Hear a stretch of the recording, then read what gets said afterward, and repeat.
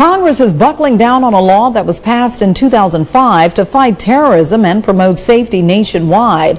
It's called the Real ID Law. As KPLC's Jaron Jordan explains, because the state of Louisiana passed legislation to opt out of the federal law, Louisianians can expect some changes to the way they travel as early as January. Former President George Bush signed the Real ID law in 2005. Not in effect until May 2008, the law was designed to fight the global war on terror by creating a universal identification system.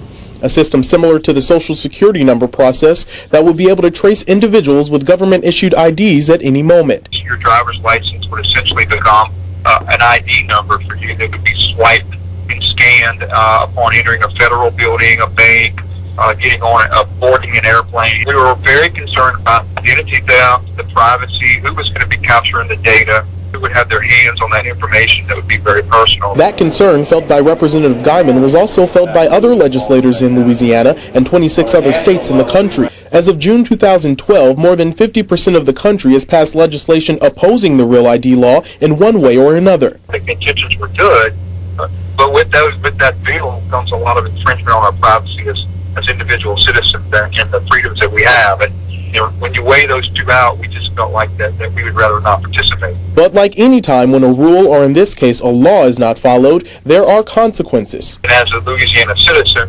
as we travel about and do business in federal buildings, we perhaps will have to have some other form of identification since our driver's license will not be acting as our real ID. Not having many federal buildings in southwest Louisiana, the consequences could affect the hundreds of thousands of people who fly in and out of Lake Charles Regional Airport every year. We've got about 120,000 passengers that come through on a yearly basis, and again that's both departing and arriving into Lake Charles.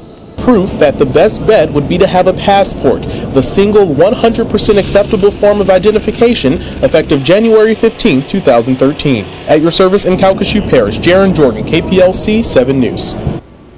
According to the State Department, about 3,000 people in CALCASIEU Parish applied for passports last year. With that number expected to rise, we spoke today with CALCASIEU Parish Clerk of Court Lynn Jones to see how his office is preparing for the influx of applications.